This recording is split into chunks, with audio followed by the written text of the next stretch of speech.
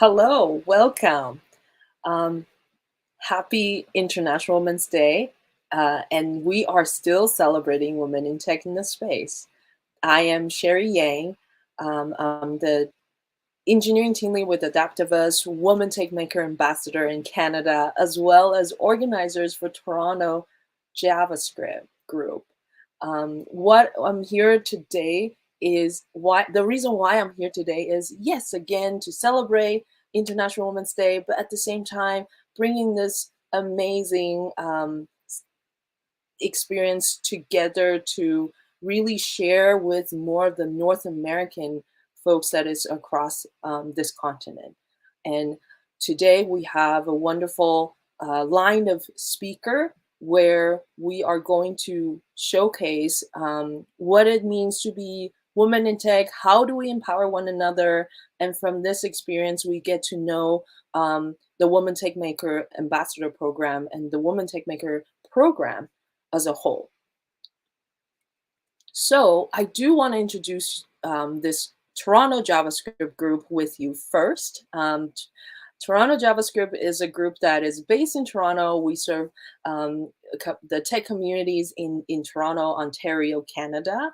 And I am one of the organizers there. We are a group with diverse people who experience in different technology and at different level of their career. And in terms of involvement, we run regular programmings. We also introduce some Google technology, as well as creating an inclusive, safe space for everyone who's in the tech space. A quick reminder, Woman Tech Maker members uh, is open today, and it's still open. We're constantly open to accept new members and ambassadors. So if you're someone who's interested in the Woman Tech Maker program, you're more than welcome to join. I will leave this for a couple seconds so you get a chance to check it out. Again, this is a community that will share resources that would empower you to go on your tech journeys with Google and with your career. And at the same time, we host events in your local community that allows you to connect with your um, folks who are in your space to share resources and at the same time um, doing some professional network together.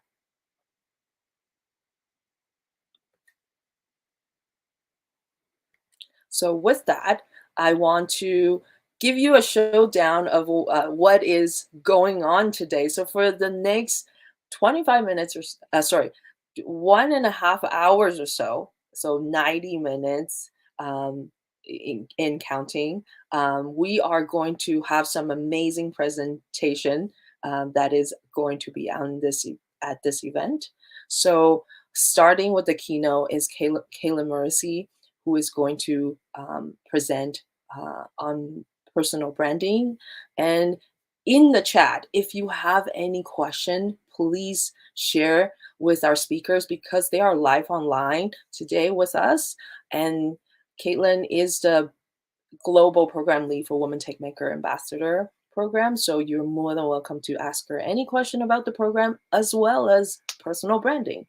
And next, it's Janine Lee. She is the global learning and development technology strategy and operation leader at Google, and she will be able to answer all your questions about career development and being able to excel in the same within the same company. Moreover, we have Macy Kwan, who is going to be our last speaker of the day, and she is going to share her findings in overcoming adversity.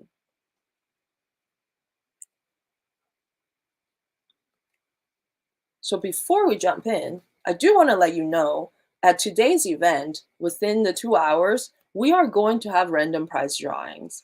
And with these random prize drawings, I do want to let you know that you would contact me directly, share your name with me, as well as um, your YouTube chat screenshots or whatever screenshot to prove that you were the winner of the day in this email. That would be fantastic. And the prices that we're going to share with you today is $10 US credit towards an education course of your choice. So contact me if you're a winner, and then this way you'll be able to get these prize prizes.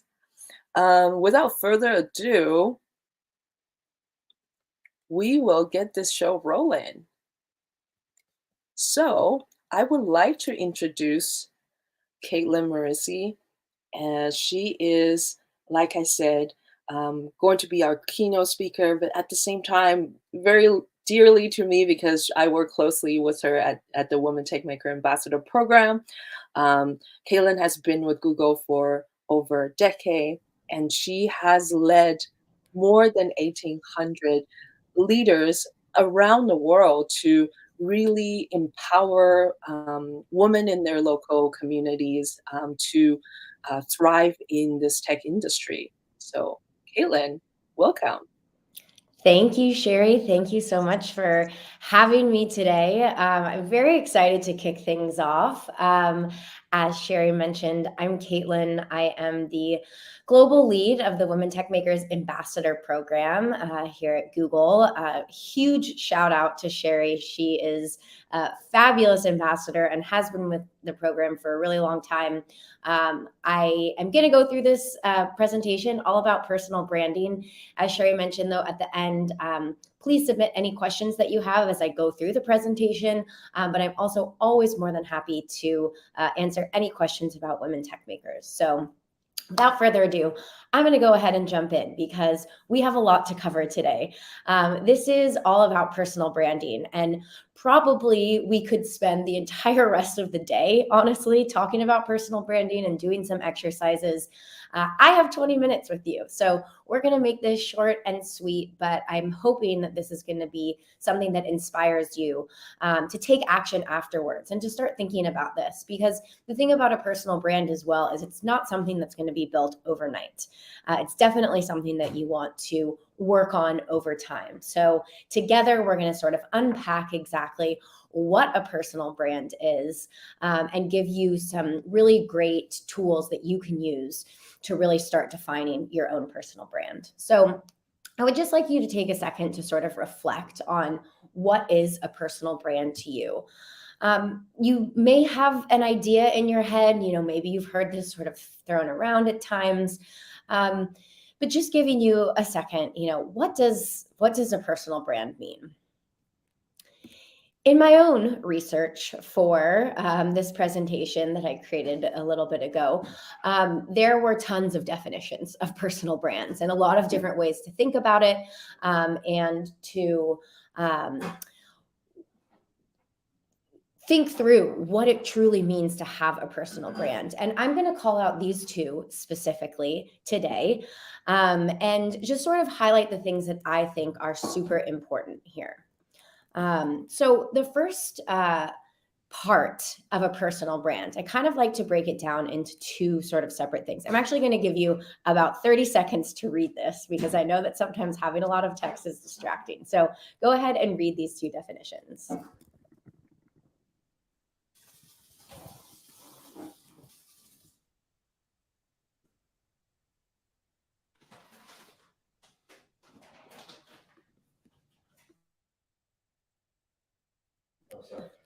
All right. So let's break this down. The first part of a personal brand is all about you. So I've highlighted here the really key and important things about what you bring to the table. What are you able to provide? And how can this benefit others? So what do you stand for? A personal brand should be a combination of your skills and experiences. It should be a carefully designed message about who you are and what you do best.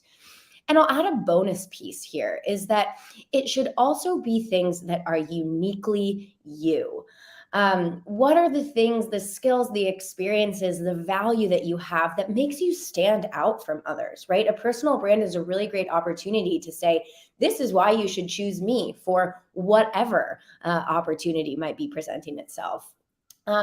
You want to make sure that you understand and can define what makes you uniquely positioned to take on these types of opportunities. The second piece is really about making sure that people know about your personal brand. So it's all fine and well to have this great definition in your head, I'm really great at these things. This is why I'm super unique.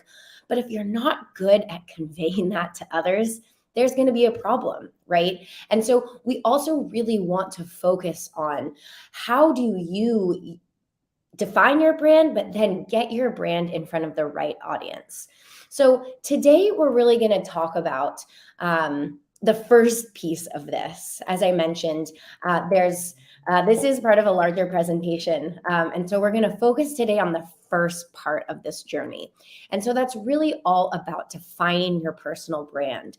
And that's going to take us through some authentic reflection, right? We have to first start and define, figure out where we are to understand ultimately where we want to go and how we actively communicate that into the world.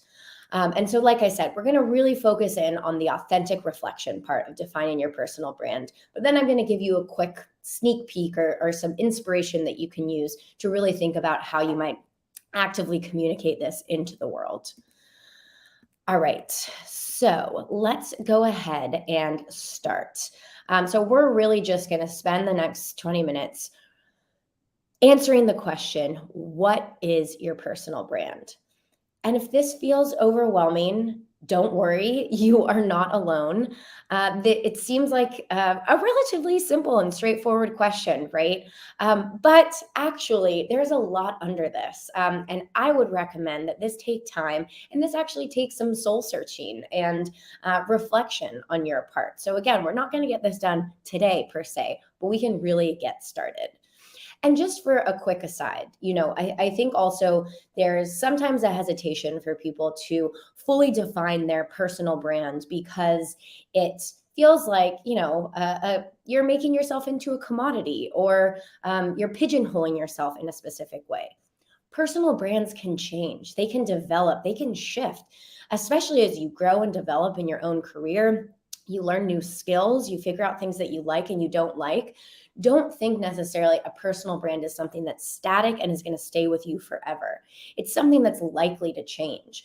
But what you need to get really good at is defining what that is in this current moment and time. Because again, that is going to be the thing that's going to help open up doors for opportunities, whether you are looking for a promotion, looking for a new job, wanting to take on a new client, whatever that might be. We do want to find a clear and concise way that we can convey this. All right, so here are some of the rules that I like, that I think are the most important for us to sort of reflect on before we jump in and dive into actually writing that personal brand statement. Starting where you are, being authentic, highlighting your uniqueness, and knowing your audience. All right, so what do we mean when we say start where you are? It's just that. It's that your personal brand should reflect where you currently are at this moment in time. And that doesn't mean that you can't be aspirational in your personal brand, right? You can use your personal brand as a goal, honestly, that you are working towards, but it ultimately has to be rooted in some reality and the skills you actually possess. So, for example, if your personal brand is built around being a really distinguished public speaker, but you've never spoken at an event, you probably want to rethink that personal brand for now, and understand this is something you do want to be known for. You know what you're working towards, but right now that doesn't encapsulate the skill set that you currently have. And so you want to pause. You might want to pause that specific personal brand and wait until you get more of that experience. But that can also sort of give us a map and a direction of what we're working towards, and we can take that time to build and develop those skills that you ultimately want to be known for. All right. Then we always want to make sure that we're being authentic. I think when you start where you are, right, you do have to get a little bit real with yourself. Where am I in my career and my progression? And what skills and talents do I actually currently possess at this moment? Because being authentic and being truthful about the skills that you have can be a great way to just genuinely convey what it is that you do and what can make you unique. And not everybody has to feel like, oh my God, I have to, shout my personal brand from the rooftops at all moments in time. If you are somebody who's a little bit more introverted, that's completely okay. You don't want to, you don't have to, I should say, go out of your way to um, talk about yourself all of the time. You don't need to be everywhere all at once to have an effective personal brand. For extroverts, maybe that's a fun part of it, talking with people, telling people about who you are and what you do best. But for introverts, that might feel a little bit scary and overwhelming, and that is completely okay. You should not need to change who you are when you're thinking about your personal brand, because people can really see through inauthenticity. If you're trying to convey something that you're not, at some point that's going to become clear to your audience.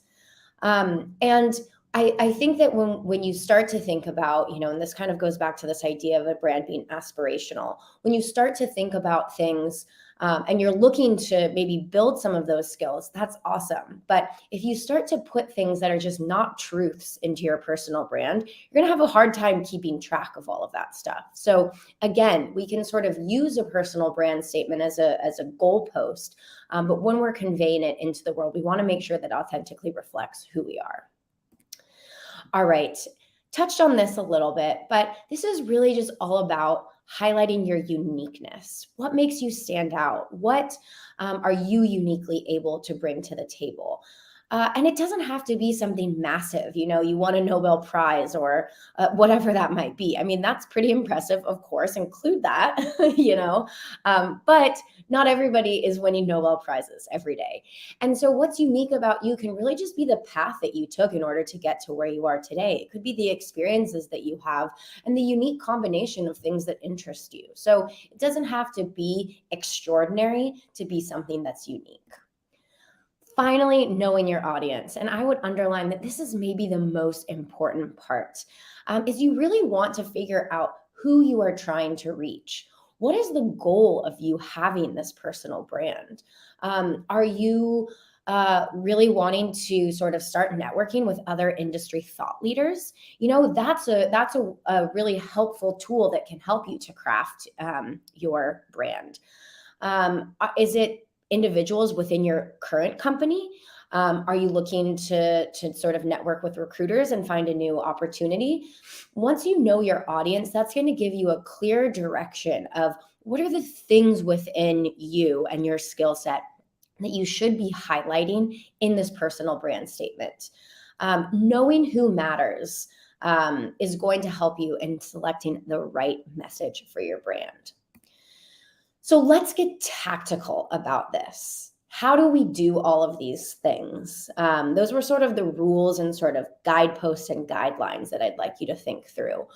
But this is getting tactical about it. So the first thing that I would really recommend is just starting with a bunch of lists. You can freehand this. You can do this on your computer. You can take a walk and just start thinking through these things. But lists are going to be a really great way to just brain dump all of the information about who you are and what are those skills that you're uniquely bringing to the table. So if you'd like to take a screenshot of this, this is just a thought starter of some of the questions that you can start to answer. So what are your strengths? What are you really good at? That could prompt, 2 pages of brainstorming of all of the things that you've done, since you started kindergarten. You can be writing down all of those strengths, right? Sometimes also with strengths, there are online tools like a strengths finder. Oftentimes talking to other people about what you're good at. Sometimes this is hard. Reflecting on the things that you're good at can push certain buttons. And so I would also recommend that as you're building these lists, bringing other people into the conversation to help you understand, give you a sense of reflection as well as that self-reflection. Another thing you can think about is like, what do you love doing? What gets you super excited? And sometimes those will also be the things that you're really good at, but sometimes that will also prompt some other things that sort of come up for you here. What sends you into that state of flow? Something that can be helpful for this is to sort of keep notes as you're going throughout a week. What are the things that you really enjoyed throughout that day? When did you get lost? When did time just seem to float by in a good way? What knowledge, whether it's education or learning and experience, so that actual practical application do you have? So that's getting real about the actual, knowledge and experience that you have in the world. Again, what about you is unique? Doesn't have to be that super crazy shiny bauble, but it can just be a small set of things that really help you stand out from others. You're bringing your unique voice, your unique perspective to the table. What does that mean? What does that look like? And then finally, I like thinking about what your values are, right? There's a great list of values from a book called Confidence Gap by Russ Harris. And you can find that online. And it has a great list of values that you can reflect on. I think a lot of the language and everything here can be really helpful as you sort of start to think about what are the things that are most important to you and help that define your help refine, I should actually say, what you want to state in your personal brand statement. So here's some things, we touched on some of these, but be real, be authentic. Where you are today is what you should be, what these lists should be about. Take your time. This is something that you can start today. I would recommend at least taking a week with this, maybe even a month, spending time just adding things. Maybe first thing in the morning, your brain is awake and it's like, oh my God, I forgot that I really love doing this thing. Or as you're taking a shower, you're like, hey, that actually is really unique to me. There's a lot of times throughout the day, especially when our brains start to get a little mushy, where we can actually have some of these really great ideas. So I wouldn't recommend just sitting down and trying to bang this out all at one time. That's going to cause probably more stress. But take your time, do this reflection over days, over weeks. Doesn't have to be, for hours on end. And I'd really recommend bringing in some other people that you feel comfortable with, your close confidants, friends, family, coworkers, to help you maybe identify some of the gaps that you might be missing. And then finally, your skills matter. So as much as you don't want to overblow what you can do or how you can do it, do know that the skills that you have and the knowledge and experience matter. And so don't ever undersell that. As much as we don't want to oversell it, we don't want to undersell. And I think that as I'm speaking here at this International Women's Day event, I think that that's something that can be hard specifically for women. And so I really encourage you in whatever way you can to start feeling confidence around the skills that you have and what you uniquely bring to the table, and not using words like, oh, I just did that, or this was a simple thing. Really, as much as you can, step into that power, step into that confidence, because the skills that you do have, the experience you do have, truly does matter. And I love the saying from I Am Remarkable. It's not bragging if it's based off of facts. And if that's something that helps you more, your skills in programming, because you've been programming for the past 4 years, just having those little nuggets of sort of data to back up some of those statements about yourself can also be really helpful as well. All right, so we have all these lists. We have tons and tons of ideas about who we are, what we do, what we love, what our values are. Not all of that's going to be able to go into your personal brand statement. A personal brand statement should be short and succinct. So the second tactical piece that you want to do, once you're fully done, get everything out there though. Again, I really recommend that process taking some time, but once you're done, you're going to find your focus and you're going to spend time refining things. And so it's likely that these lists are going to be long. They're going to contain a lot of different types of information.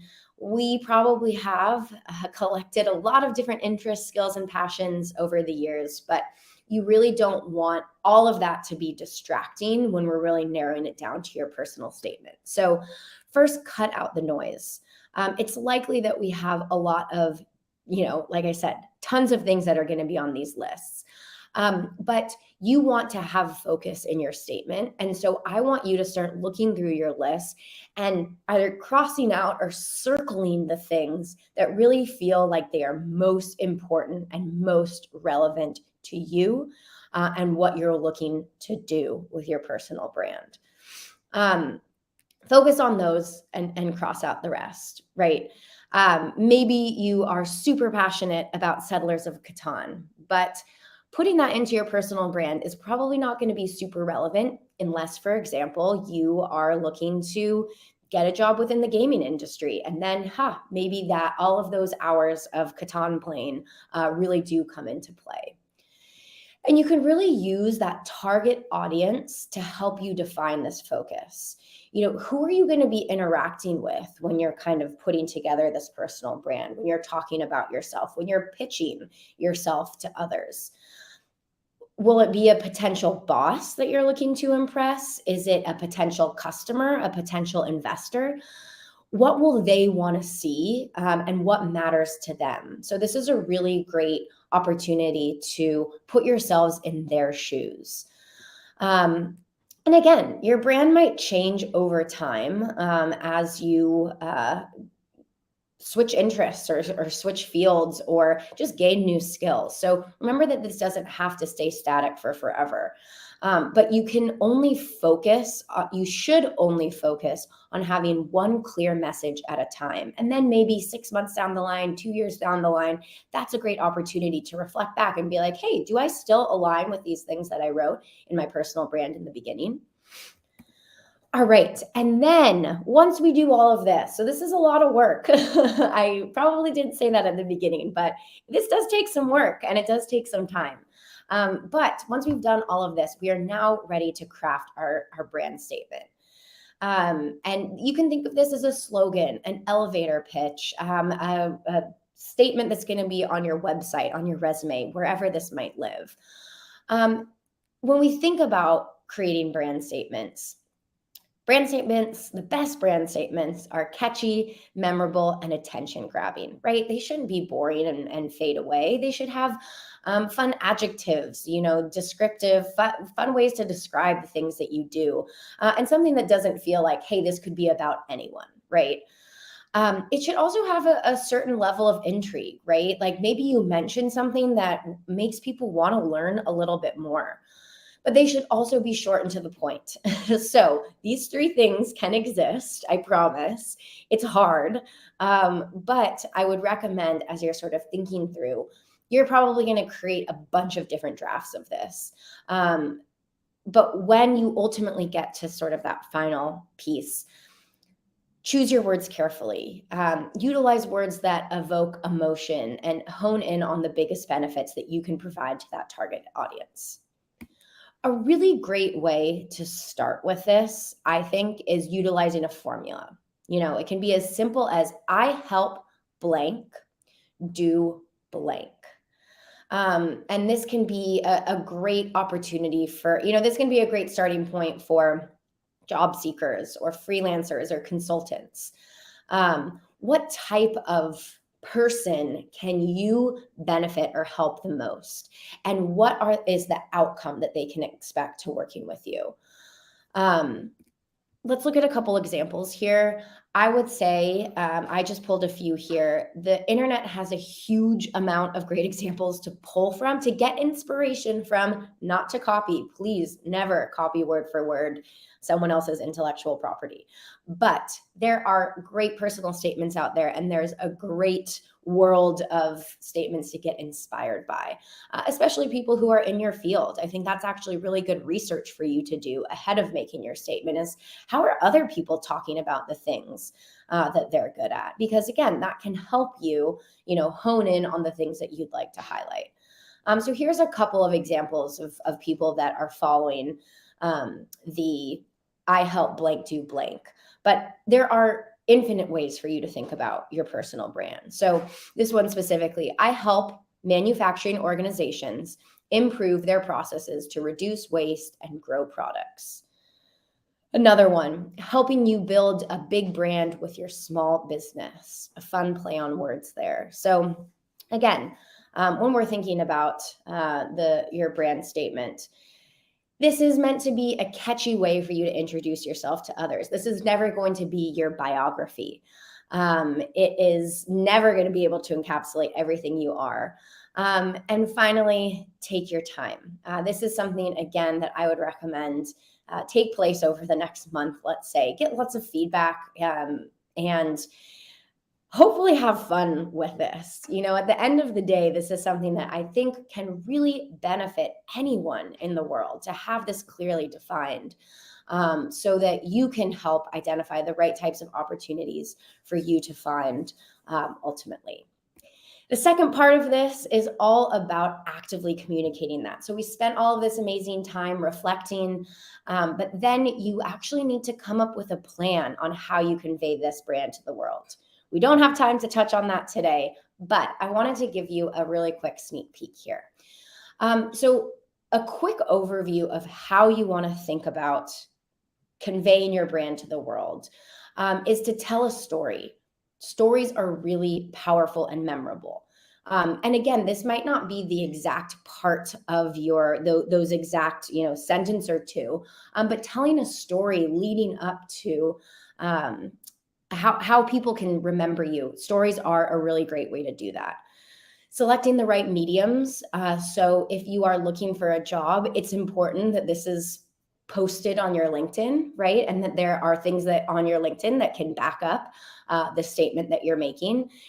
And finally, networking. We hear about this all the time. It's not always the most fun for everyone, but I do promise that this is a great way to get your personal brand out there, start bringing it into the world. And even if it's just starting with people that you already know, networking is a great way to convey your personal brand to the world. All right. So in summary, we took the time today to start defining your personal brand. I hope this was great inspiration that you can use and take into these next weeks and months that you might do this reflection. Because ultimately, creating the right brand will not only help you to be known in your field and consistently land work, but it could be the difference between someone saying, "Who are you?" versus "Thank you for being here in your career." So thank you for having me here today. I am open. I think we have a few more minutes to answer any questions. So feel free to add those into the chat. But yeah, I just want to say again, thanks. I hope that this was helpful and not too overwhelming. I know I just talked a lot, but I do think ultimately having a personal brand statement is something that can benefit anyone, regardless of where you are in your career, in your life. So I hope that this was helpful.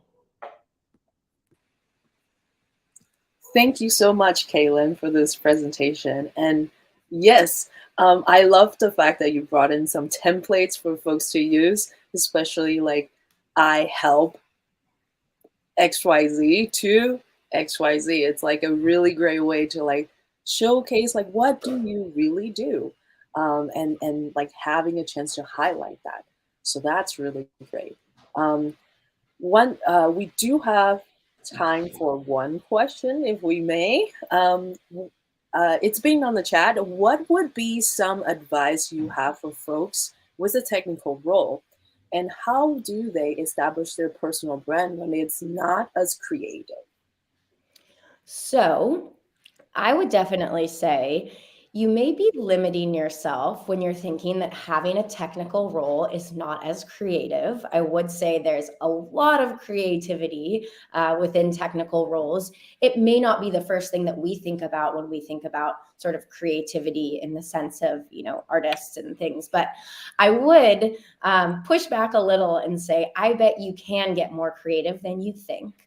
And I think that the best advice that I would give is to start looking at other people who are distinguished in whatever part of tech that you exist in, and start to see how they talk about themselves. Some of them, to be honest, might not be very good. And it's actually a good learning lesson of like, oh, wow, this person like is really, does a lot, but like, yikes, this personal brand. Learning what you don't like and how you don't want to convey your brand, I think is just as helpful as, knowing sort of where you want to go.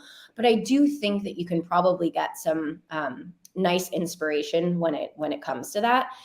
And I would say, again, it's not necessarily that it has to be, the flashiest, oh my God, I do this absolutely mind-boggling, life-altering, life-changing thing. But really going back to that formula of in this technical role, who do you help, or what is the thing that you're ultimately making easier or better or faster or stronger or whatever that might be.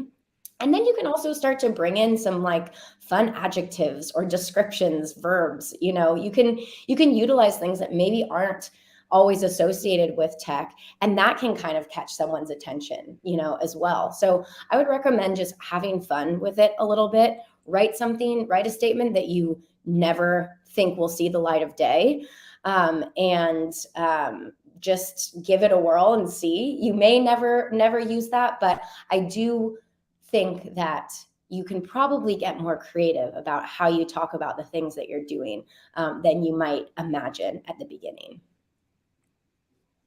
Thank you so much for that. And yeah, like as someone with a technical role, that's definitely something that I have to consider too. Like, how do I make this exciting for other people? I don't want my personal brand to be like dry.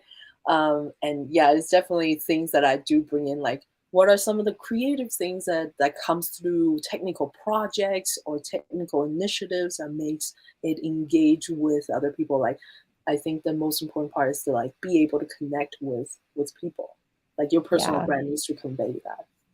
100%. And what I would say too is like, if somebody who's in a non-technical role looks at your personal brand as a technical person and is very confused, that's actually completely okay. Remember, your personal brand doesn't have to fit everyone. If you are looking to impress other people in the technical world, get technical, about what you're writing. That's completely okay too. Remember, it doesn't have to be this thing that has broad appeal to everyone or that everybody looks at and is like, oh, that makes total sense to me. I know exactly what you do.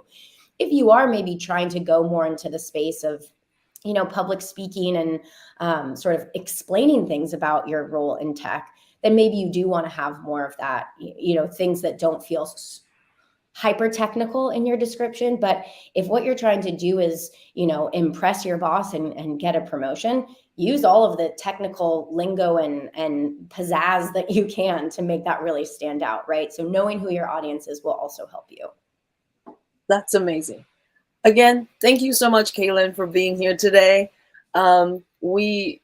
You have shared so much tips about personal branding, and I can't wait to try it out myself. So thank you again. Amazing. Of course. Thank you, Sherry. And thank you so much for this event. This is so exciting. And I hope you all have a great rest of the session. There are some awesome sessions coming up. Yes. So, um, it is time for a raffle prize. So, I'm going to pick someone from the TorontoJS community. So, folks in the TorontoJS chat, please say something in the chat. Keep that chat active. We have moderators in the chat to be able to pick a random prize winner. So, whenever my team is ready, they're going to tell me a name, and we will have a winner.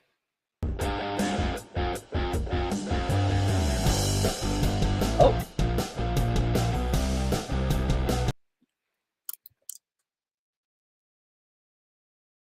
alrighty. We have picked our winner, and that is Lisa VS. So, Lisa VS, congratulations. Please contact me at sherry@TorontoJS.com. Take a screenshot of this. Congratulations again. And let's get in touch. I will get you that prize. Congratulations. All right. So, I would like to introduce this next speaker. We have Janine Lead, who's joining us. Again, she's also from Google, but she is the Global Learning and Development Strategy and Operation Lead at Google. Janine has been with this space for a long time. She's an experienced leader with a lot of experience in DEI and change management. She's a certified executive coach, an adjunct professor, and an EDD 2023 doctoral candidate. What a mouthful. In organizational change and leadership. Janine's research focuses on increasing the sense of belonging for women for women of color in tech. And Janine has won dozens of international awards for her leadership in DEI effort. Welcome, Janine. Hi, everyone. Thanks so much for having me, Sherry and team. And thank you so much for those of you that have tuned in online. Happy belated IWD and Women's History Month. It's lovely to see you all. So today I'm going to be talking about accelerating your career development. But first, I wanted to just start with an analogy. And for me personally, I love to travel. It's my favorite hobby. So imagine you're trying to get to a destination in a new foreign country. What's preventing you from getting from point A to point B? And so if you think about it, it's, quite clear that you need resources, you might need a map, you might need to stop and ask for help, you might need to take stock of where you are in relation to the next point. But the analogy is pretty simple and it's quite clear. When it comes to your own career, what's preventing you from getting to one place to another is at the end of the day, you yourself. And so what's holding you back from achieving your career goals today is really yourself. And so when you can think about your life and what you can control, what you can influence, and what you can curate, that should really be your focus. So today I'm going to share 5 quick tips that are going to help you accelerate your career development. So the first tip is to begin with the end in mind. So there's a snapshot here of this book by Stephen Covey called 7 Habits of Highly Effective People. And that book was a game changer for me. So one of the tips specifically said, begin with the end in mind. And it's similar to the map analogy. So where is it that you are actually trying to go? If you don't know where you want to go, then that is going to be a challenge in itself. So Covey says that you could use your imagination to create this vision of what you want to become when you essentially grow up. And you can use your conscious to tell you what values will guide you. So most of us can get really busy in just doing the day-to-day job that you're doing and what's in front of you. But if you pause for a moment and you actually think about where you actually want to go, what is your why? What is your purpose? What is your personal vision statement? You can actually intently align everything that you do in your life as it relates to your career decisions with that vision in mind. And so starting with that clear destination is really the first step to make sure that you're headed in the right direction. And so creating a personal vision statement would be a clear, concise summary of your personal goals and dreams for your future, but also encapsulates your personal values. So what is that personal vision statement of what you want to accomplish? And I'll tell you that it took me a really long time to come up with mine, But after lots of iteration and brainstorming, I came up with my personal vision statement, which is to inspire others to reach their full potential. And that's how I segued into learning and development as a leader, how I started spending time as an adjunct professor and an executive coach. And I started realigning my career exactly to what my vision and my mission statement for myself was. And so my challenge to all of you is to first think about that end in mind and what that personal vision statement is for yourself. The second is recognizing where you are today. So if now you know where you want to go, similar to the map analogy, you need to take stock of where you are. And so where are you today?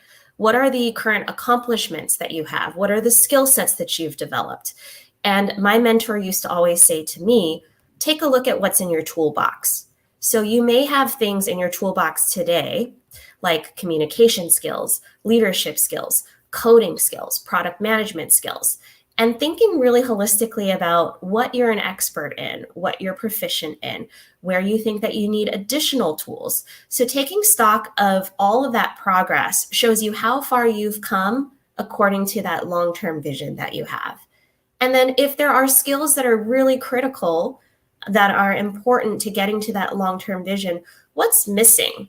So familiarizing yourself with job descriptions or job ladders of your specific job. So if you want to be a UX designer and that is your vision, have you actually taken a look at those job descriptions that are posted on LinkedIn and online at the top companies to see what their minimum and their preferred qualifications are, and whether you have those skills in your toolbox today, or if you need to grow and develop those skills? And then pivot where needed. So when you recognize that potentially you have skills that you need to gain, how do you actually get there? And so there's where you are today, where you want to go. We talked about that step 1 and step 2. And then there's how to get there, which is this potential skills gap. Recognizing that everyone's journey is not the same and that it could take a long time. And so sometimes you're going to have decisions that you have to make. Should I take this job or should I take this internship? What is going to get me to my destination?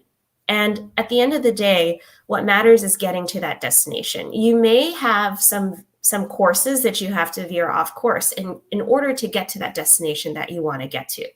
And so worry less about the amount of time that it takes you to get to that destination, but just make sure that you're headed generally in the right direction, which is more important. And it may not be linear. And you may look at your peers and you may say, well, this person is accomplishing XYZ much faster than me. But again, at the end of the day, it's not how fast you get there, but are you headed in the right direction? And so when you look at closing some of those gaps and building additional tools in your toolkit, I highly recommend Jenny Blake's book, Pivot. And the way that the pivot methodology was created was looking at the analogy of a basketball player. A pivot refers to a player who keeps one foot firmly in place while moving the other in any direction to explore passing options to their other players. I don't know how many of you play basketball out there. I was not the best basketball player. But in order to pivot, successful pivots start by planting your feet in one strong foundation and then scanning the court for opportunities. And eventually you're able to pass the ball to someone else and test these new ideas, get feedback, pilot, and then hopefully you get to make that shot through your launch. And that is this pivot methodology: plant, scan, pilot, and launch. And so that planting was essentially that step 2 that I just talked about, where it's grounding yourself and taking stock of the inventory that you have in your toolkit. And then scanning is, what are those opportunities that are arising for you? What are those different paths that you can take? And then making a decision on which one you actually want to pilot, and then launching. So launching that ball and taking that step forward. So you can always read the book for additional details, but just at a high level, this pivot methodology is a cycle. So it's not a one and done. So you continue doing pivots and iterating until you get to your end destination. And then moving to tip 4, investing in yourself. And so I cannot underemphasize how important this is. This is one of my favorite quotes. The best investment you can make is an investment in yourself, by Warren Buffett. And so understanding, how much time do you spend today investing in yourself? So There's tiers of growth when it comes to developing skill sets. You could take a class. That is a very small investment. You can enter into a program that you get a certificate of completion, which means you've completed the course, you've completed all of the requirements, and then move into certification, which means you're actually accredited and you're certified in a specific area, all the way to getting a degree and focusing on higher education.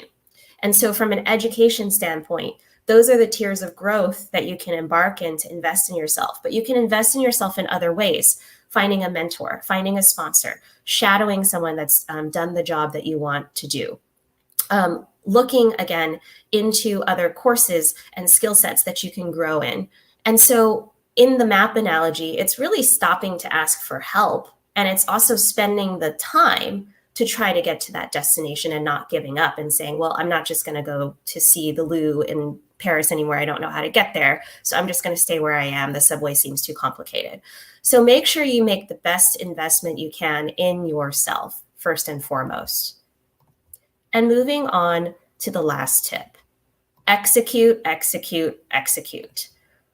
So sometimes you just need to do it. You need to just start walking down that path and then realizing, okay, that's actually not where I need to go to get to my destination. I'm going to turn around and I'm going to go the right way because this is not servicing me in this particular role or this skill or this pivot that I'm making.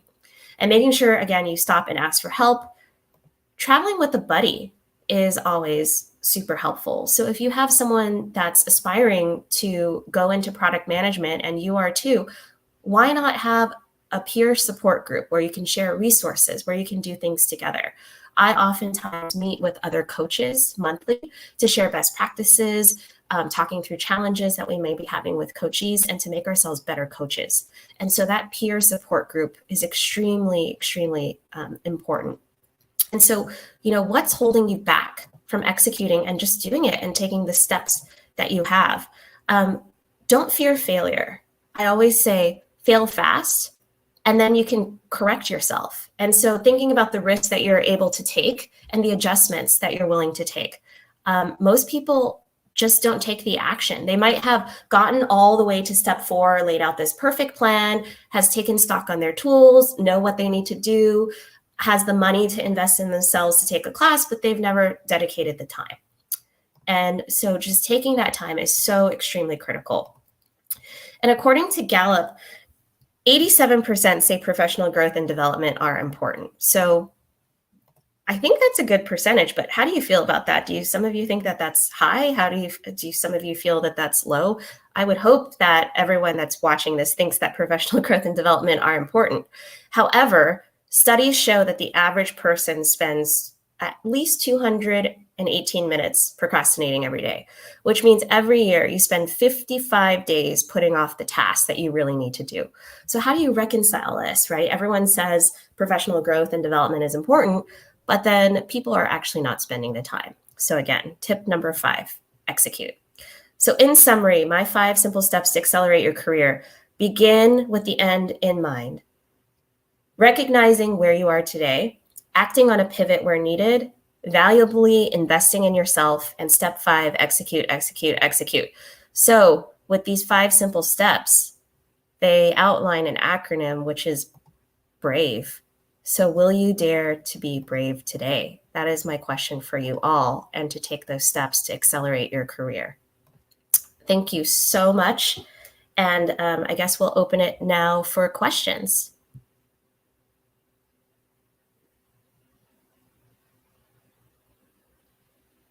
Yes, I want folks to connect with you. So let's sit on that slide for a little bit, but it's good. Thank you so much, Janine. It's amazing.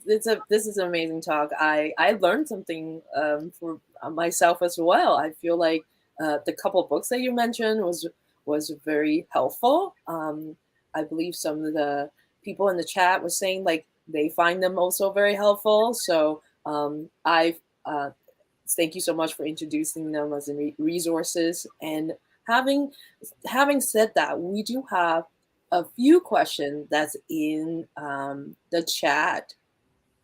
So we have a participant asking, in many ways, we're all in a competitive space. How do we ground ourselves to make the right decision to find our own path? Yeah, that's an excellent question. And I would say that the market right now is highly, highly competitive, and the economy and the space that we're in technology. So recognizing that when you talk about grounding yourselves and making the right decisions, it's a two-part question. So grounding yourself, especially for that pivot, is really thinking about the skills and the attributes that you bring to the table. And they could be interchangeable skill sets, they could be technical skill sets. But if you were to think about what your managers, what your peers, what your friends and family know about you that you are exceedingly good at, that they say, for example, Sherry, I know you're really good at speaking. I know that you're really good at moderating panels. What does that mean about your skill sets? And really taking stock on those things that you do exceedingly well, and knowing your strengths, knowing your superpowers is always extremely critical. Everyone is different and unique in their own ways. And so you'll never have the same strengths as someone else. And really grounding yourself on your unique qualities and strengths and your experiences is what's going to help you make you unique in this competitive space. And then the right decision to finding your own path. I know it's scary and you want to make the right decision the first time. But again, it's okay to fail, and it's okay to fail fast, and it's okay to make pivots and multiple pivots and veer off course. But the goal is you just want to make sure that you're headed in the right direction. So a right decision for you may not be the right decision for your peer or for a friend of yours. And you have to think about what you're hoping to get out of the next step. It might be a baby step. It might be a big step. You have to assess your own risk. But that decision is yours, and you may or may not know that it's the right decision until you take that decision. So use as much data, feedback as you can, and resources to determine if that is the right decision. Leverage a mentor, leverage a sponsor, leverage your peers, and research what you can. But at the end of the day, you'll never really know it's right until you take that step. Yeah, and I like the mention of like fail fast. Exactly. People are scared of failing, and it definitely is a strategy around fail fast as well. It's like overcoming that like fear of failing is a step as well. Finding your path is all about that, and like being able to open new opportunities for yourself. Um, I have another question in the queue. Where do you find financial support and or free resources on professional development? Oh, that's an excellent question. So it depends on what it is specifically that you're looking to do. Oh, we may have lost. Um, we may have lost Janine here. Let's give her like 2 seconds. Okay, There we go. sorry about that. I think my internet just wiped out. So I was talking about financial support, and I think it depends on what you're interested in doing. So there's a lot of like what I would call bridge building programs that a lot of nonprofits offer and a lot of associations. So there's a lot of like women in tech groups. Google also has a certificate program that you could participate in, which is called Grow with Google. And so seeking out and doing that research as part of the investing in yourself, you will find things just doing a quick Google search or joining communities like I know Latinas in Tech does a lot of different things, Black Girls Who Code. So there's so many different resources that are out there. Unfortunately, I can't really advise until I know specifically which skill set, but just doing a quick search, you'll find so much that's out there in terms of financial support. A lot of schools also sponsor certificates or degrees, scholarships, if you're looking to continue your education. And then free resources. There's a lot of coaches, associations that offer free resources on professional development. The books are relatively inexpensive that you could purchase, but also a lot of local libraries have versions of these books that you could look into, or there's also audiobooks that you could purchase for a much cheaper value that you could listen to. Podcasts are also another great way that are relatively free for you to listen to get additional resources. So I would just encourage you specifically on whichever skill or path that you're looking into to do a quick search and find other peers and other community groups to help identify these financial support resources and professional development resources. Yes. And for those who forgot the libraries in your community, they are a great way to find resources and having physical books in front of you as well. We do have another question from Sophia Kim. How can I effectively communicate my accomplishment in my new career field when I don't have much professional experience yet? And it feels like I'm explaining my aspirations rather than my ability. Wow, thank you so much, Sophia, for sharing this.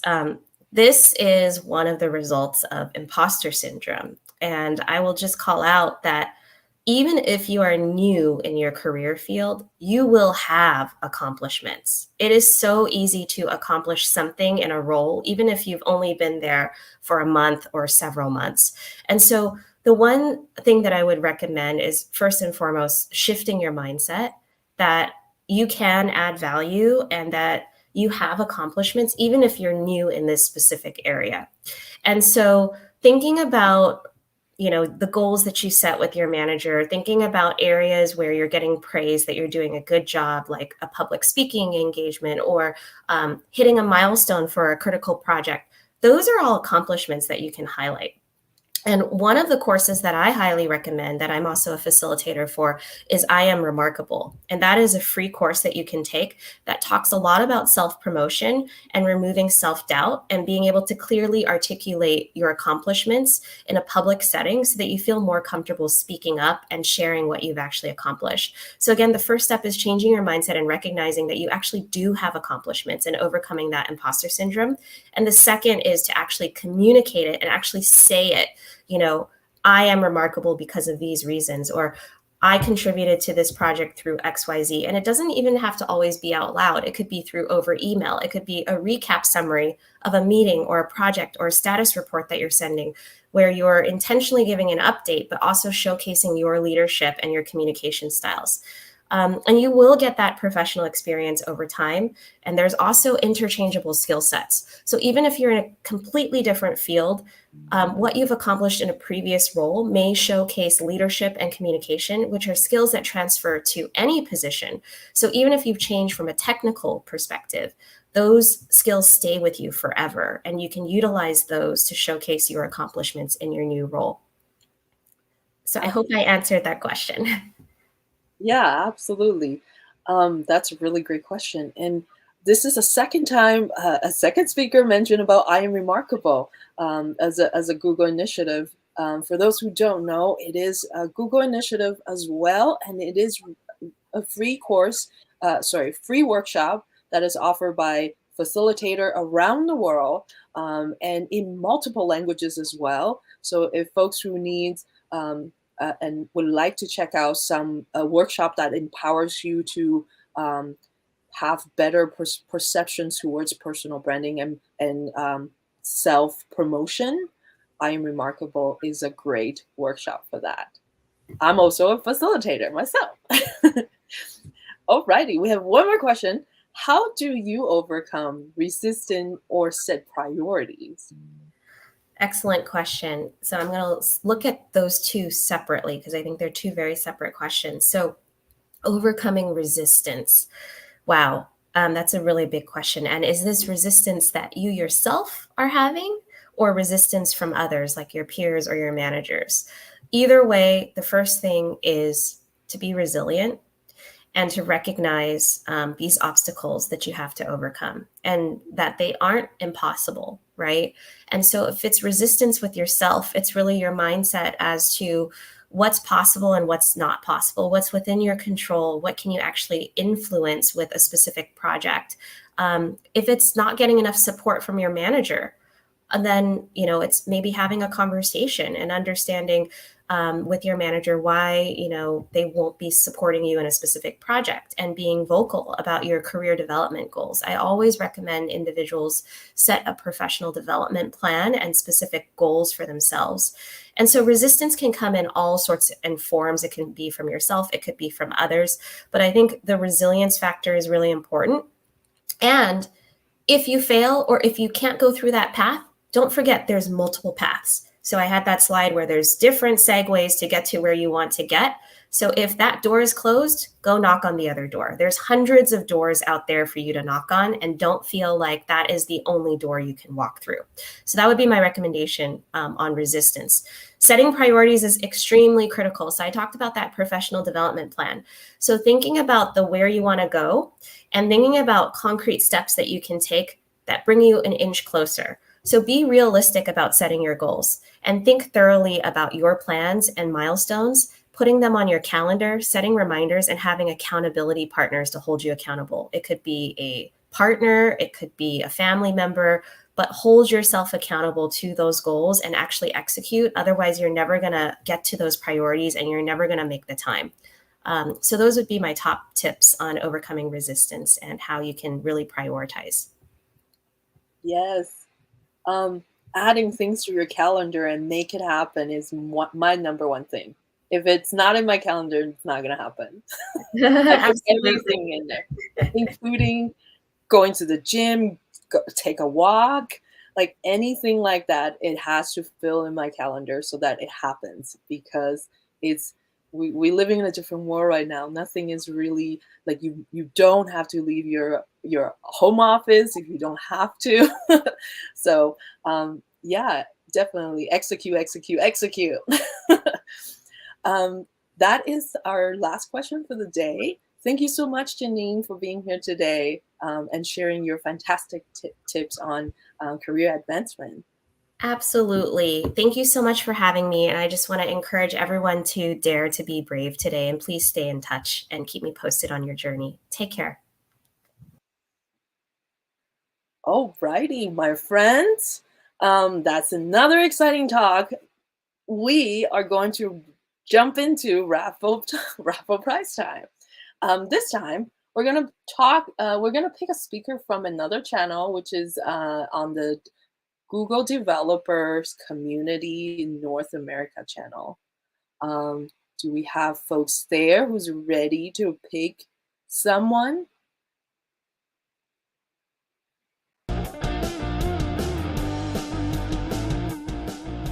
I feel like there's like an intention when we roll out the music here. Let's just wait for my team to pick someone there.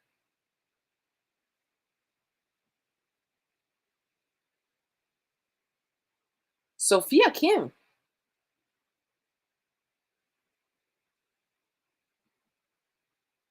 Sophia Kim.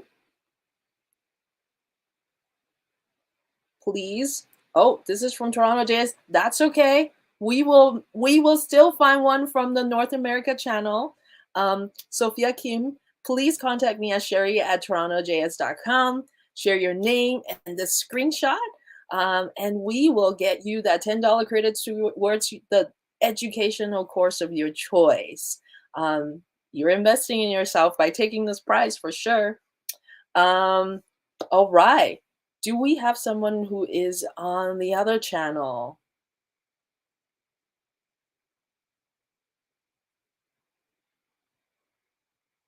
They are picking. They're thinking in the back of their mind, picking the right person. Of course. Oh, here we go. Erica Selva. I know Erica. Congratulations. Congratulations, Erica. Please contact me at sherry@torontojs.com. Again, share with me your name, the screenshot, and then come and claim this prize. Thank you so much. And congratulations on winning these prizes. And keep that chat going. I will definitely be coming back again. So with these raffle prizes. While we load, all right, I am going to go ahead and introduce our next speaker. So coming up is Macy Kwan. She is an active software engineer and the founder with Meow Meow Games. Macy is a well-known public speaker and a Google developer expert for for Internet of Things and wearable technology. With over a decade of experience in the gaming industry, Macy has made significant contribution in the development space, especially on popular games. She has earned a reputation as a leading expert in AR and VR development. This is someplace that I would really want to go. It's very fascinating. It's so innovative. Here's Macy. Welcome. Thank you, Sherry. This is really well organized. I'm very impressed. Since I only have 12 minutes, I will get started right away. Hi, everyone. My name is Macy.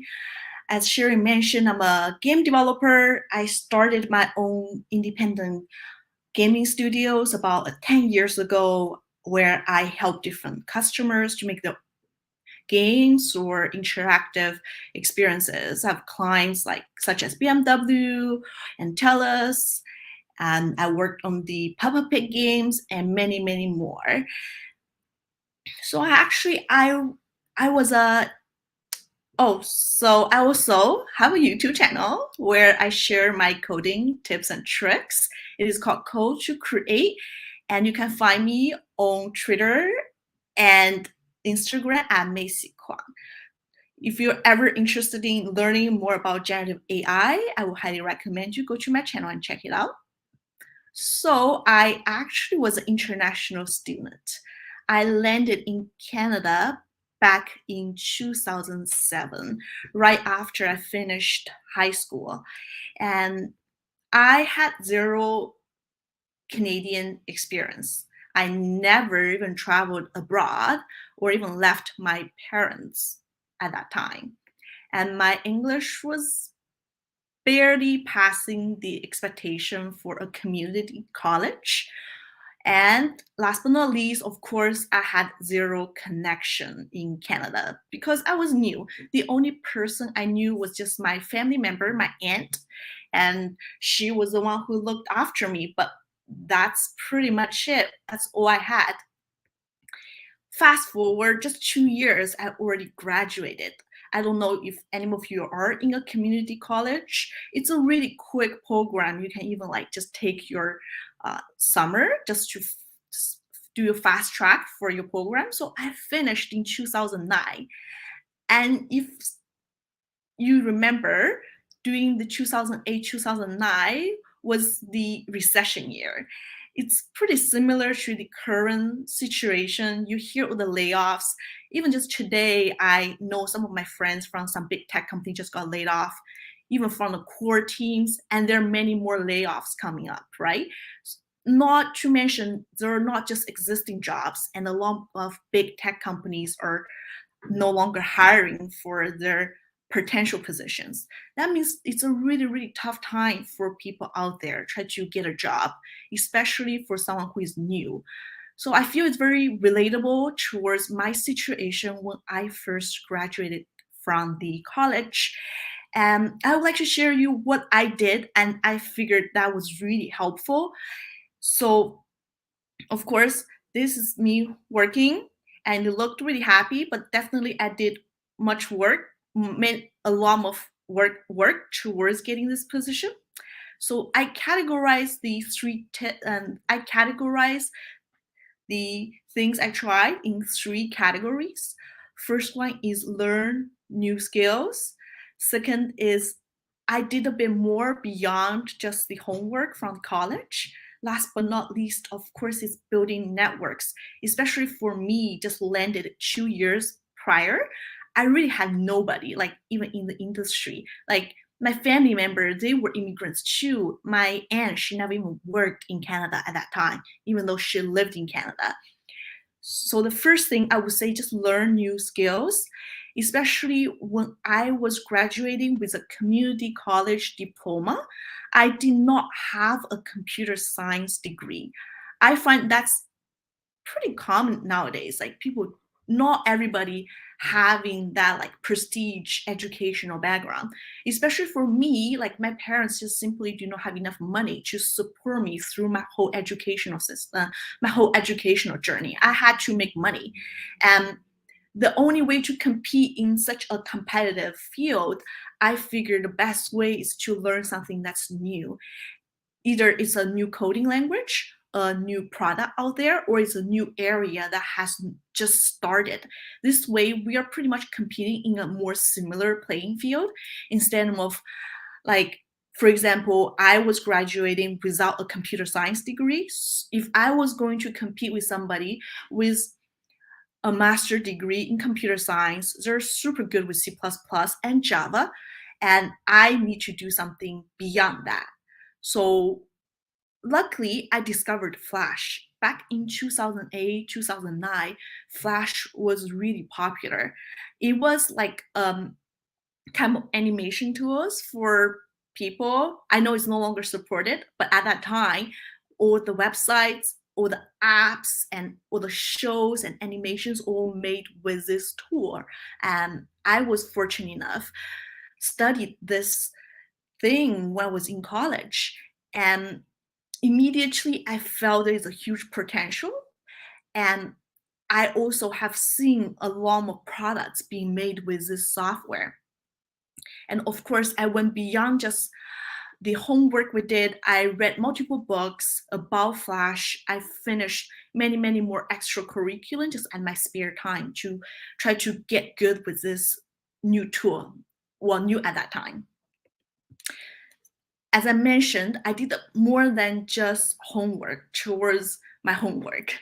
And a lot of us actually getting like professional portfolio-ish kind of homework during our academic years. I was actually a professor at the college a couple of years before. All the homework I gave to my students were actually great portfolio pieces, but not all of them have seen it that way. A lot of people didn't choose to be in a programming course, and a lot of them didn't even want to get involved in gaming per se. So a lot of them, I can tell, they just did it just to pass the course. However, there were a few students of mine, they put extra work into their games. They polished the game logics, added more graphics to it. They had a complete applications by the end of the year. One of my students, he came back to me, he told me the portfolio work he did with me in my class, that's how he got his first job, just by him showing a complete product to his current employer, and he was immediately hired. Because in this kind of environment right now, people are more than likely to hire someone who can finish something. And if you have a product that's just with a basic wireframe, basic functionality, for the look part, it's not as overwhelming as somebody who has done the whole thing. And also by publishing either as an app or a website, your future employers, they may have a chance to see.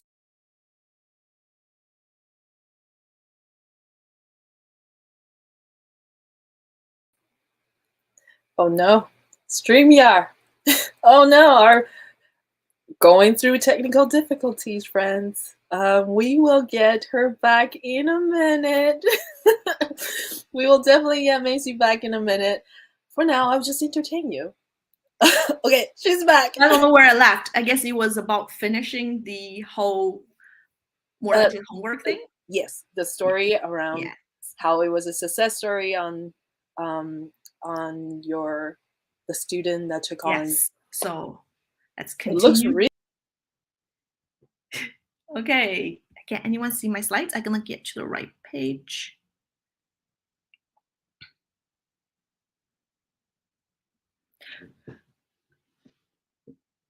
So basically, my student, he got that job. I'm not trying to self-promote. I do feel he did more than just enough. He did most of work by himself, but I did see him doing the extra mile to get to that finishing point, which gained his future employer actually more confidence to hire someone who is new. And also another story, since I'm just here, I have a friend from the Google Developer Expert Group. She is specialized in advertising. I was just casually chatting with her. I was like, how did you get started? Like having your own business and like have those kind of big profile customers. She was telling me there was one day she heard there was a new online advertising product called Google Ads, and she got herself certified. And because her background and her connections, she just started doing ad campaigns for people. And that's how his online advertising business started. Now he's not just providing services for one platforms, he also providing services for all sorts of ad campaigns. There are a lot of very small certifications or small steps we can take can actually gain us huge potentials, especially with like today, there's always something new coming up. There's always something refreshing, and people have not been explored in that area yet. Once you have some sort of complete product or some sort of certification to prove your ability to your future customers or employers, that will give you way higher chances of getting hired, and also give you a bit more competitive edge towards other people who just gone through a more traditional route. So last but not least is building networks. I know all of you are here trying to build a network. However, I do feel most young people, well, I'm not older, I don't really try to categorize people by age, is once you're in college, we usually often underestimated the existing connections we have. So the first underrated connections are actually our professors. I don't know if you know this, most of the professors are actually part-time. They do have a real job outside of teaching, which means they do have potentially having your dream job. And they happen to have human interaction with you. They have seen your homework, they have seen your work ethic. And that's actually how I got my first internship. One of my college professor, he had his own Flash studio. I discovered that, and I discovered he was looking for interns. So I proposed. I was like, how about me? And yeah, he was really nice, and he offered me an internship at his studio. And after the internship, he referred me to my next gig right afterwards. So that was some really amazing existing connection you may not even know you have. And not to mention, for your first job, you need to get references, and your college professors will be a great candidate for that. Next are your classmates. You're seeing each other for like at least 2 years, 3 years, 4 years, so maybe even more together. You maybe worked in group project together. You may have just chatted together. They are on the same boat as us. They may have the same information we are looking for. And not to mention, many classmates end up starting business together. Actually 4 of my college classmates, they ended up starting a business together. Their business actually got acquired about like 5-6 years ago. It was really successful, and one of them was even on Forbes 30 under 30s in Canada. And they were just these 4 college kids, and was able to pull that off. It was really impressive. Often we underestimate our peers, but they actually are very, very, very, very valuable resources to us. Last but not least are our employers, where we do our internships. And the referral I got from my first internship was actually from the HR. She never even worked with me. We just chatted, and then she had a friend asking her for somebody who can do some work, and she referred me. Those are the casual, unintentional connections we are making at a workplace. So that's why actually I recommend you, for your first job as a junior, try to get a job you actually need to go to the office, even if it's a hybrid, because it's easier to get a mentor once you have that impersonal connections and you cannot avoid to see each other. So it's easier to ask him for a favor in person rather online. And I know commuting sucks. I know it's annoying to get like dressed for the job, but trust me, like for your first few years, those people you see every day in person will help you like a lot for your career, and they may become your mentor. They may even help you get a better pay, get a better position. They will give you the first hand of the industry informations.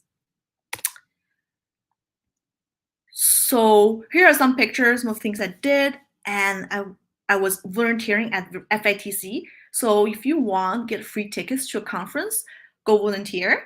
And I went to some hackathons. I think hackathon is a great way for developers to do networks because you work together. So you kind of test each other's work ethic within a few days.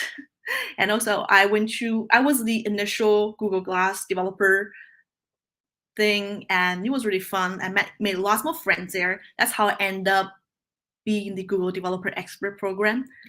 So I think I just really wish you good luck in this very, very crazy time right now. I know it's not easy, especially as somebody who is so new to the field. And if I can do it, as a fresh off the boat, only 2 years in Canada, I'm pretty sure you can do it. So wish you good luck. You can find me on Twitter and Instagram. And of course, there's my YouTube channel. Thank you very much. Thank you so much for giving that talk, Macy. That was amazing. I was in the chat. I was like hoping that I hope that Macy will share her AR VR development with us. But I know this is more about overcoming adversity, making sure that you're on the right track, or getting motivation throughout this whole job seeking journey. Yes. It is very timely at this time for sure. I love it. For sure. Yeah. I also wanted to highlight what you mentioned earlier about like finding connection, network, enjoy the fun things that you do, and showcase like anything that you have in terms of your development with one another. Volunteer is a huge thing to get yourself out there. Yeah, for sure. Because a lot of times, especially today's working environment, we don't see people that much. Like the online connection is good, but it's very surface. We need a bit more than just a comment, right? With a bit more handshaking, a little bit water cooler chat. And I find that's like actually very, very, very helpful for juniors, especially. Yeah. We have some questions in the queue. Here we go. For current software development, how do we decide what's the best or new language or what to focus on? I know something about several languages or frameworks. Would I be stuck with the language?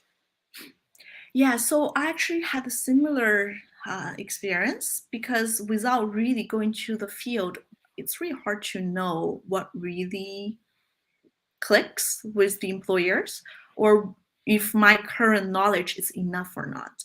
So I would suggest people just apply for different positions and different roles, see what gets you the reply. Like it's really difficult to just suddenly become a senior dev within a few months. So it has a long build up to the current stage. So based on what we already have, we need to offer. So here's a set of skills I have. Who will find me be the best candidate? We let the job market determine, like, okay, this thing is in demand and we are willing to give you like this much resources to help you grow. I think the job market is the best testing ground and to really give you that feedback. Like I have bias towards what I write. If you ask a Python developer, they may be gonna tell you Python is the best coding language out there, but everyone's skill set is different, right? And everyone's talents is different. Everyone's working experience is different. So just applying and sending your resume around, try to apply for an internship or build something out there, see what clicks. And I would say the investment is very low, especially at very early stage of your career. Yeah, it's finding it's exploration, and you're not going to be stuck in one frame for sure. And Yeah, I used to be an Android developer.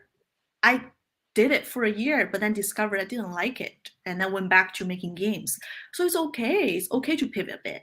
And then in the future, my Android dev experience actually gave me many more other options in game devs too, because there are Android games, right? So, exactly. Those transitions are great, and like your skill set is going to be with you, and like allowing you to like gain more experience in the industry to make that transition. hi, So, Stacy. Stacy's my friend. yes, we have Stacy in the chat as well. She's Yeah. asking, what are some organizations that students and those transitioning to tech can join to find those connections? Yes, I do feel there's so many resources out there right now, especially in Toronto. Like when I was starting, there was just very few. Now, like this is a great organization to join, and I would highly recommend you volunteer to making connections with the organizers. And we do have Google Developer Group Toronto.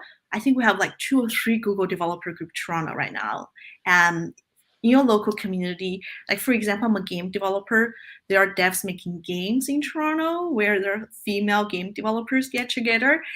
Uh, Transition, yes, it's explore, and once you find one organization, they usually lead you to a chain of other things. And just keep asking, and this person gonna tell you what they know, because I have my limited knowledge. But if you get like 10 Macy's, you're gonna get like, many, many more branches of informations.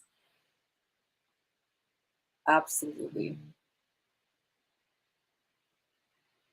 And like students who are already learning, who are already in a track, try to ask all the questions. Like come out to like all these like industry events, as well as your local hosted online event, community hosted events. They will allow you to explore other things as well. Yes, especially the Aloma Study Jam. I really like them. I know it's really hard to finish, but the ones who finish, they gain like a certification at the end. How great that is. You get somebody to do it with you, right? Yes. It's we highlight like Google Developers Group because they do host study jams. They do have like path like a study group on a path to a certain certification, and they are back to back programming. Yes, it can be hard to like make sure you're on those schedules, but it like at the end of the day, you are challenge yourself to do something, and you're trying something different. Yes, and it's more about the experience. You know what is for you, right? I don't think finish the whole thing is necessarily destination. The destination is the connection you make. You tried, you explored. I was like, okay, this is what it is about. You maybe come back, finish it later. I don't think we need to give us too much stress by starting. Right, starting, it's just enjoy it. Absolutely. Do we have one more question or more questions?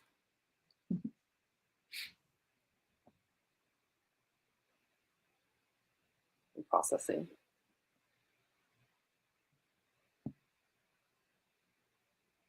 While we're waiting, Macy, what are you working on? What am I working on? So I'm trying to get back to my YouTube channel. I just had 2 kids, and it was pretty stressful. But they're in daycare right now, so now I can get back to my YouTube channel, starting making those videos again, and I will be starting my speaking plan, and I possibly will go to Florida to speak at a conference in June or July. It's the actual times to be discussed. And of course, I'm working on some educational games for my kids right now. I try to teach them Chinese, and they like to play games. And it's very hard to find good educational apps that kids actually like. They're either too hard or they're really built for people who are already like, speaking pretty good Chinese. So that's something I'm working on right now. Fantastic. Thank It you. looks like that's all the questions for the day. Thank you so much, Macy, for Thank being here. you. Yeah, we love your talk, and thank you so much for sharing your resources with us. Cool. We'd love to have you back again. Bye Thank for you now. very much. Bye. All right. We are at raffle price again. I'm gonna let the team just tell me which channel they're picking the winner from, and then we'll go from there. Yeah, so let's get the music started, keep the chat going, and we will find our next winner. And while we're waiting, there are 4 people in the background that you don't see that is making this happen. Thank you so much for them. I will definitely name them in a minute, but I want to make sure that we give the space for the winners right now.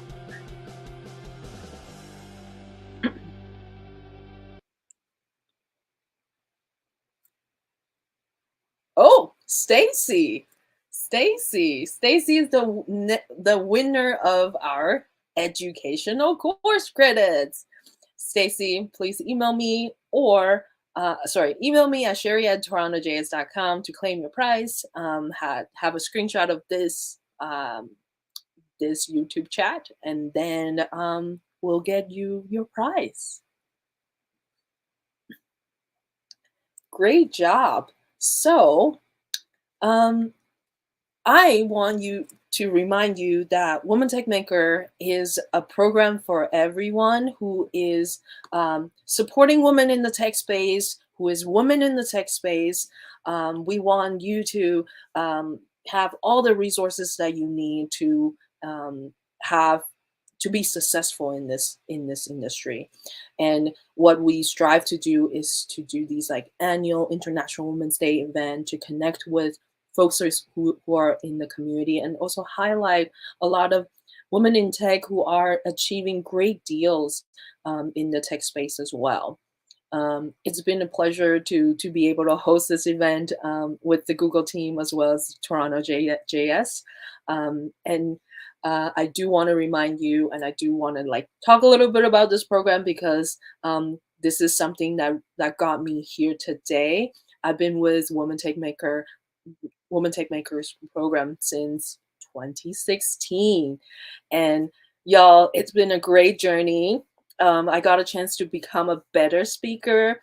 My confidence went, skyrocketing because I was doing a lot of public speaking through this platform, and I was able to gain a lot, use the resources that this community gave me, and be able to connect with fantastic people such as Macy, such as Janine, as well as Caitlin, and many, many more. And I recognize some people in the chat today.